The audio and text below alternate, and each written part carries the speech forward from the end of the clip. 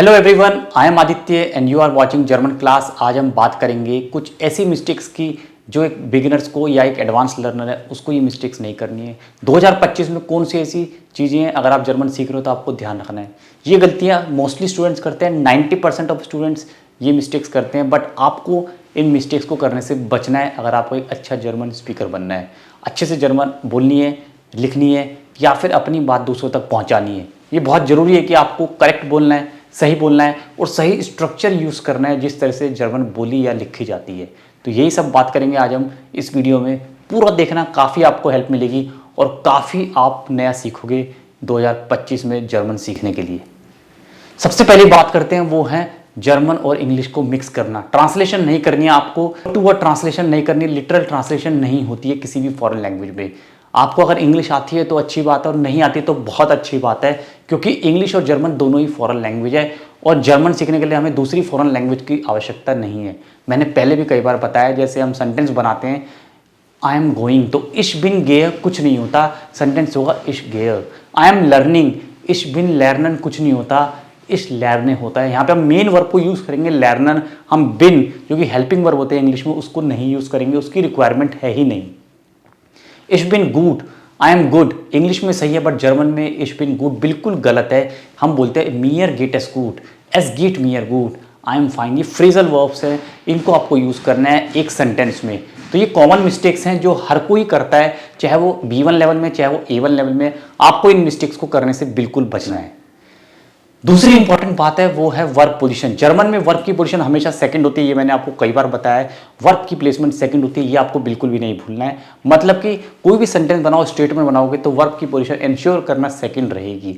जैसे वी आर गेन नाक Mumbai, we are going to Mumbai, er schreibt eine E-Mail, he is writing an E-Mail, 17 Uhr kommen meine Freunde, at 5 PM my friends are coming। तो इन सभी sentences में आप देख रहे हो वर्ब की पोजीशन सेकंड है, जो कि हमने सीखा है और ये आपको अप्लाई भी करना है। चाहे आप बोल रहे हो जर्मन, चाहे आप लिख रहे हो, इन रूल्स को आपको बिल्कुल भी इग्नोर नहीं करना, नहीं तो एक बहुत बड़ा ब्लंडर हो सकता है। लोग हंसेंगे और लोग यही पूछेंगे कि आपने जर्मन कहाँ से सीखी है, क्योंकि एग्जाम में इन सब चीज़ों को बिल्कुल भी बर्दाश्त नहीं किया जाएगा, टॉलरेट नहीं किया जाएगा। आप एग्जाम दे रहे हो तो उम्मीद की जाती है कि आपको बेसिक्स क्लियर हो, आपको फंडामेंटल्स पता हो, आपको ये पता हो कि लैंग्वेज में क्या इंपॉर्टेंट बातें हैं, किन गलतियों को करने से आपको बचना है। तो ये आपको हमेशा ही ध्यान रखना है। थर्ड इंपॉर्टेंट बात आती है वो है आर्टिकल्स। डेयर, डी, दास, कौन सा आर्टिकल कब यूज़ करना है बहुत कंफ्यूजन रहती है। हालांकि इस पर मैंने बहुत सारी वीडियोस बनाई हुई है, आप देख सकते हो। जस्ट चैनल पे जाके सर्च कर लेना आर्टिकल्स, डेफिनेट आर्टिकल्स, आपको बहुत सारी वीडियोस मिल जाएंगी। डेयर, डी, दास कई बार हम गलत यूज़ करते हैं। दास इज डेयर बुक बिल्कुल गलत है। दासिस्ट दास लैपटॉप, दासिस्ट दास मान बिल्कुल गलत सेंटेंस है। आर्टिकल को सही से यूज़ करना है और नहीं आता है आर्टिकल तो आप उसको बेटर है कि रिमूव कर दो, उसको यूज़ ही मत करो। गलत बोलने से अच्छा है कि उस आर्टिकल को आप यूज़ ही ना करो। आर्टिकल्स आपको पता है दो तरह के होते हैं, डेफिनेट और इनडेफिनेट। दोनों की अलग अहमियत है। डेफिनेट मतलब कोई पर्टिकुलर निश्चित तरह की बात करना और इनडेफिनेट मतलब एक अनस्पेसिफिक चीज़ों की हम बात करते हैं। यदि आपको आर्टिकल नहीं आते, डेयर, डी, दास आपको नहीं पता है तो आप इससे अच्छा है कि आप उसको रिमूव कर दो, आपको यूज़ ही मत करो, वो ज़्यादा बेटर है। Der Laptop, das Buch, die Frau, das Mädchen, der Zug, die Bahn, die Lampe, die Kamera, das Handy, der Sessel, der Stuhl, das Fenster, die Tür। ऐसे कितने आर्टिकल्स हमने पढ़े हैं और ये सारे आर्टिकल्स आपको पता भी है, इनको सही से यूज़ करना बहुत ज़रूरी है। आगे बात करते हैं जो बहुत कॉमन मिस्टेक है वो है सेपरेबल वर्ब, ट्रिम बारे वर्बन। जर्मन में कुछ वर्ब्स होती हैं जिनमें प्रीफिक्स को हम अलग करके लास्ट में प्लेस करते हैं और जो मेन वर्ब होती है उसको हम कॉन्जुगेट करते हैं। जैसे मैंने बोला आई एम वॉचिंग टीवी तो इस ज़ेयर फैर्न, फैर्न को आपको लिखना लास्ट में बहुत जरूरी है। इसी तरह से इस लाडे माइने फ्रेंडे आइन, आइन लाडन, फैर्न जेयन, अन कॉमन, आप फारन, आउफ स्टेयन, ये सारी सेपरेबल वर्ब है। आपको पता होना चाहिए कि प्रीफिक्स को लास्ट में आपको प्लेस करना है। बोलते टाइम कई बार गलती हो जाती है, हम प्रीफिक्स को लास्ट में लिखना ही भूल जाते हैं या फिर बोलना भूल जाते हैं, क्योंकि बोलने में हमें जो फ्लो मेंटेन करना होता है हम भूल जाते हैं बोलने के फ्लो में कि लास्ट में सेपरेबल वर्ब है तो इसका प्रीफिक्स यूज़ किया जाएगा जो भी है, चाहे वो आन है, आउफ है, फैर्न है, आइन है, अब है। ये आपको बिल्कुल ध्यान रखना है कि प्रीफिक्स को साथ में ही लेके मिस्टेक है।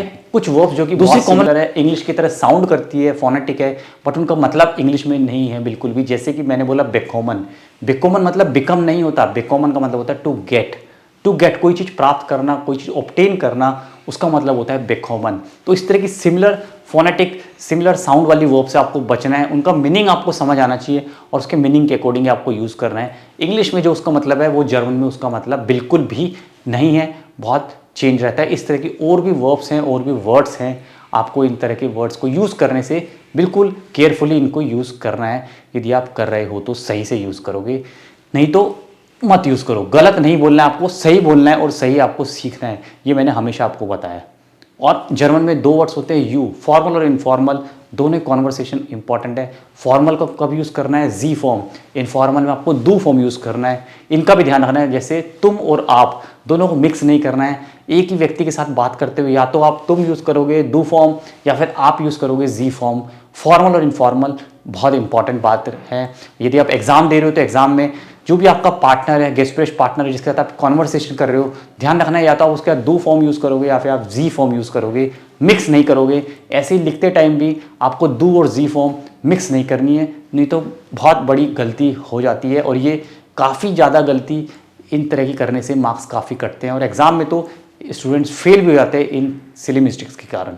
आपको इन गलतियों को नहीं करना है, इन गलतियों को करने से बचना है। और लास्ट और बहुत इंपॉर्टेंट है, मेरा चैनल बिल्कुल भी अनसब्सक्राइब मत करना, ये भी बहुत बड़ी मिस्टेक होगी। अगर आप जर्मन सीख रहे हो तो चैनल को सब्सक्राइब जरूर कर लेना और सारी वीडियोस को देख लेना। और अब तो कोर्सेज भी अवेलेबल है आपके लिए, रिकॉर्डेड कोर्सेज, लाइव कोर्सेज, सारे कोर्सेज अवेलेबल है। नीचे डिस्क्रिप्शन में पूरी डिटेल, आप डायरेक्ट मेरे से कॉन्टैक्ट भी कर सकते हो। Thank you so much. I wish you all the best for your upcoming exams.